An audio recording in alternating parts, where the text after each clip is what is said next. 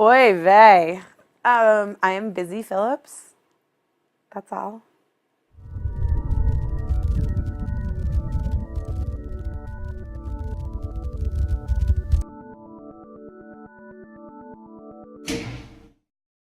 Jason Nash is a comedian, and he had this web series based on his own life and experiences being married and having two kids. And he and I met because we performed in a benefit book release party or something together. And I had just had my daughter, and he asked me if I would make a couple shorts with him where I would play his wife Marnie. I said fine, and I did it. And then, like a year and a half later, he said, "Hey, some people gave me some money to like actually make this web series. Do you want to do it still?" And I was like, "Well, it's my hiatus. I don't have a lot going on. Sure." So I did it. I'm really glad I did. I think it's pretty good. It's definitely like not sort of what I think people were expecting, maybe from the title or, but it's sort of like an honest look. Jason's like very good at looking at himself honestly and critically and his shortcomings as a husband and a father. But there's humor and also sadness. These episodes that we did, that I think there's 13 of them. There's a major arc to the series this year that we did, and he really explores like his own failures in his career, and he really tries to sell a show, and because in the show and in real life, Jason's wife is very successful, and he kind of is not. So.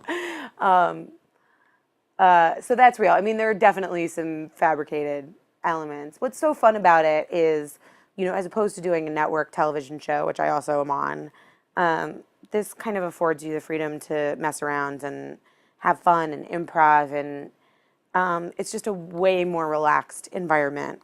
I mean, sometimes we would be set to shoot, and I would call him and say, like, "I really want to go to Pilates.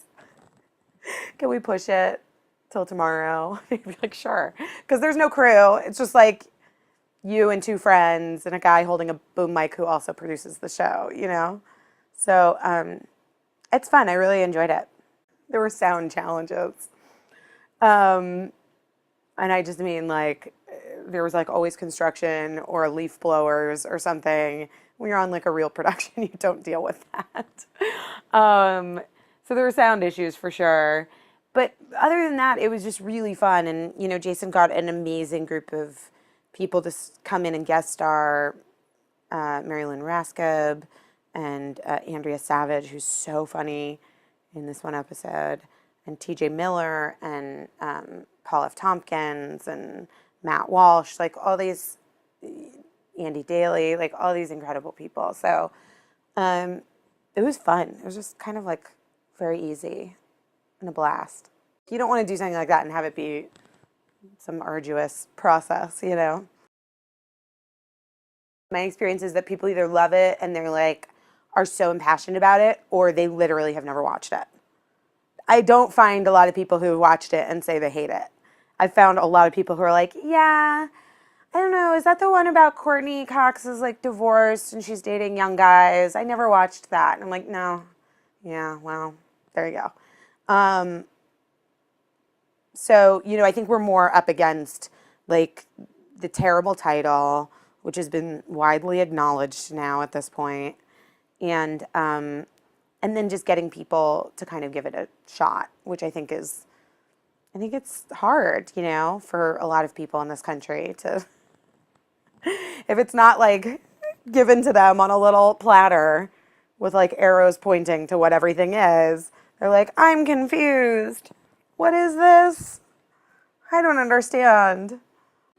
Look, it's like, at the end of the day, you want to do, when you work in network television especially, as an actor, I want to be involved in things that I think are good and that I would want to watch. And, it comes with the territory of that. The things that I want to watch and that I think are good, I think are not for everyone in this world, But there's always going to be those shows. There's always going to be the Freaks and Geeks and My So-Called Lives, and, you know, I just feel like, and Cougar Towns and Communities, it's nice to have the support of the critics and to have like the fans rally behind us and try to get people on board. But ultimately, I think sometimes at the end of the day, after a long day of work, people just want to like turn their brains off and not have to work too hard for their comedy. You know, this season was interesting because towards the end of last year and the end of last season, it felt like we were really cresting, like we were really coming up to this thing where we had all the critics behind us. I won the Critics' Choice Award last summer for Best Supporting Actress in a Comedy, like beating out all the people that are like nominated for Emmys. And then it was like me, and I won. And it felt like we had real momentum. And then to just sort of get like slammed with you don't have a date to come back on the air, you're not going to be a fall show. And you know, there were like so many different things that were told to us as a cast and our crew, and as to why and what's happening and what the plan was for our show, and it's going to really work out. And you know, you have to like have the faith that the networks and the people running these places do have a plan, but I don't know if they necessarily do, or if they're sort of, they have one plan and then that plan doesn't work out and they have to go to plan B, and then plan B maybe isn't the best either. But it felt like, to me, the momentum that we had really ground to a halt. And then when we weren't put on the, but spirits were still really high, but then when we weren't put on the mid-season schedule, it was a bummer. I think it was like a real bummer. And Bill Lawrence is such an amazing cheerleader and, you know, really tried to instill in the crew and the cast that, like, this is all going to be for the best. We're going to really do this thing. You know, he started the viewing parties. He started sort of like the grassroots effort. And that was exciting. Like, that was exciting and fun to be a part of. But then when we did finally come back on the air and our numbers were sort of like not exactly what I think we all were hoping for, it kind of goes to show you you cannot be off the air for 9 months and then return hoping to get, like, you know, big numbers. I still have people who are like, oh, wasn't Cougar Town canceled on my Twitter, which presumably means they're fans of mine because they're following me on Twitter and they think the show is canceled. So that's a bummer. I'm not kidding you. 2 nights ago, Tuesday night, my husband and I were out, and I was like, is Cougar Town on tonight, or is it some Dancing with the Stars thing? Like, I didn't even know, and I'm on the show. That's a bummer. How do I expect people who are fans in other places to figure it out? You know what I mean? So I, like, a little bit was disheartened in the way it was handled, but I don't run a studio. I don't run a network. We'll see. It doesn't look good, but we'll see. You know, it's such as the life of an actor. I've been through it. I've been doing this for a long time, so, you know, I'm kind of used to it. And I have a kid. I have a 3.5-year-old little girl, so definitely those stretches of time without a job are kind of awesome now with the child, because I get to go through being a full-time mom. Stay-at-home mom when I'm not working. But so, yeah, I mean, it's like, it's a little, it's right now is like the crunch time, you know, when we find out, when we're waiting to find out. I think we'll know in the next couple of weeks, probably. I'll be sad if it's over, to be honest, because, you know, I've been on a lot of TV shows, and it's alchemy, like, when it all comes together and you like everyone and no one is a jerk, and, you know, the writers are so great and the crew is so amazing and the people on the show are funny and have become good friends. It rarely happens, especially by 3rd season, like, somebody is, like, you know, cast out. Like that guy. But we really haven't had that. So I will miss all that. And it also feels like it will be really sad because we didn't get to say goodbye, I guess. I hope it doesn't get canceled. I would be like, I'm at a place now. I told my husband this the other day. I would not be surprised if I got the call from my agent saying the show's canceled.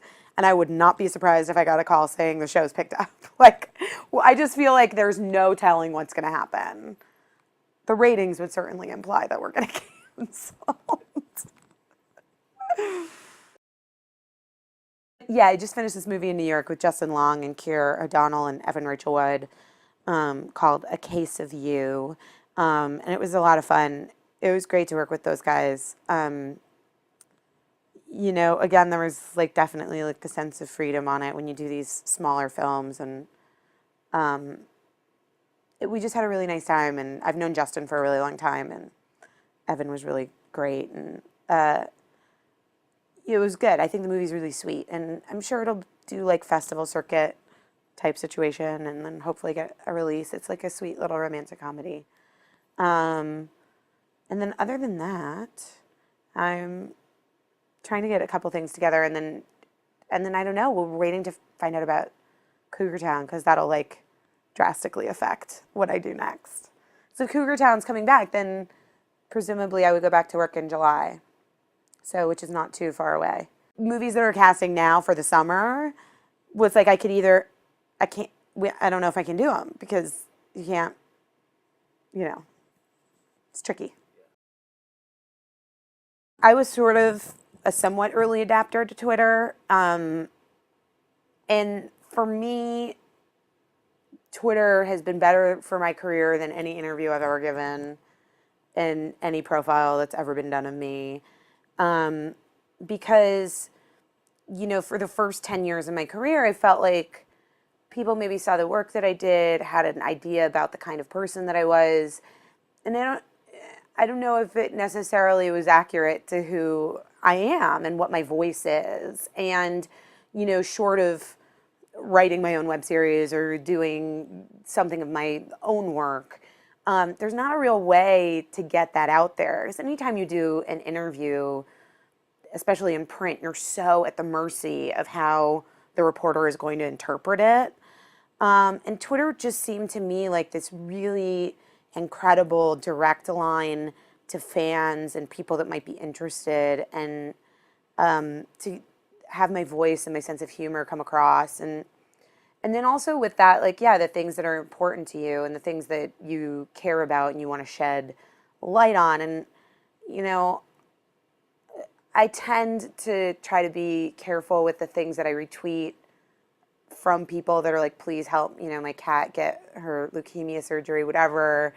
Always do click on the link to like make sure it's not taking you to win a free iPad or something. But I think, like, especially just, I don't know, I just was reading about it this morning with the case of Trayvon Martin, like something like social media and Twitter has really illuminated that case and brought it to a national level where 5 years ago it would have stayed in Florida and probably that family would have been pretty helpless, So, I do different stuff with different charities, and whenever I'm involved in something like an auction or, I have an event coming up with a charity, of course I'm going to go to my 100,000 followers and say like, hey guys, please check this out. And, if you're into it, you can pledge money or, help out the charity. And I work with a couple of different charities, Step Up Women's Network, which is about empowering underserved teenage girls throughout the United States through mentoring and helping them find their ways to college, graduating from high school, getting into college, getting internships, figuring out what they want to do.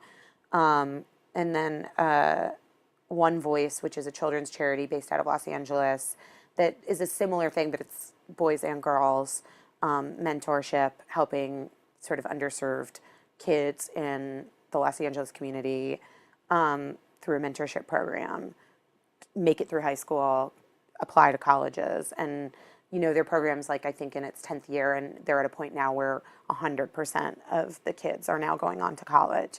whether it's state schools or, Lehigh or Wesleyan or, great liberal arts schools.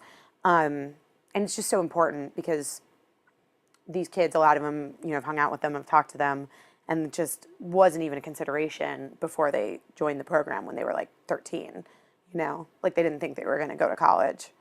They just assumed they would maybe finish high school and like get a job. So those two charities I really love. And then there's a baby charity that I do, Baby to Baby. Yeah, because I have a baby. She's so grown up. It's like incredible to me. I look at her sometimes and I just see what she's going to be like when she's a teenager. Like I just see glimpses of it, flashes of it. It doesn't scare me. I'm not scared. I'm not scared. I was a crazy, wild, out of control teenage girl, and I'm totally not scared about it at all. I also think there's no way of preparation because in 10 years from now, when my kid is a teenager, who effing knows what it's going to be? It's not going to be Facebook and Twitter. Like, it's going to be something that hasn't even been invented yet. It's not going to be sexting. I don't have to worry about that yet. It's going to be something else crazy. And that's what I'm going to have to figure that out at the time. So I'm not worried about the future. I'm dealing with the, like, making her a polite kid now, But she's so funny, and she says the funniest things. Like the other day, I have Sirius in my car, So I was like kind of flipping, trying to find something, and she was like, "Oh, Mama, stop!" And it was some Florence and the Machine song. She was like, "Mama, doesn't this song sound like it should be in a movie?" I was like, "Yeah, it really does. It's like an anthem, So funny. Oh, wow. Well, I started doing this when I was 19 years old, and I'm 32 now. And it's been really interesting. I have had incredible luck. To have my first job be on Freaks and Geeks is pretty crazy. And then to be able to go on a show like Dawson's Creek, which was such a, like pop culture phenomenon, to be a part of that was so neat in its own way. Even though I was sort of bratty about it at the time, whatever. And then ER, which was like an institution and a show I watched with my mom when I was in high school.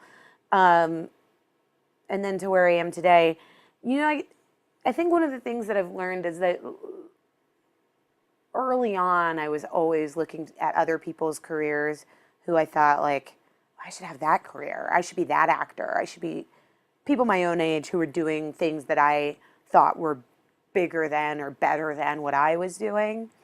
And sometime in the past, like 5 years, I really realized it hit home that this is my career.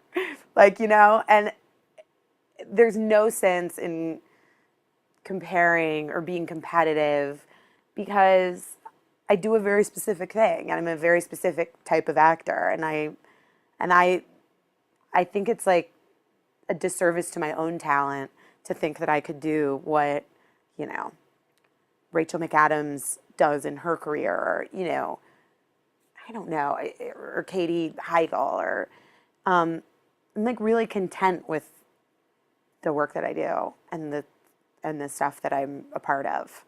And I really enjoy it, Whether it's like these little web series that I don't get paid for, or shows at UCB in LA, or Largo. I do a show once a month at Largo, and sometimes I do Paul F. Tompkins' show there. Or Cougar Town, I really like doing this. I've always really liked it. And I think that early on I thought it was about getting to a certain level of fame where you would have all these choices. And I don't necessarily think that way anymore. I think I'm like pretty cool with how it is for me and what I'm able to do,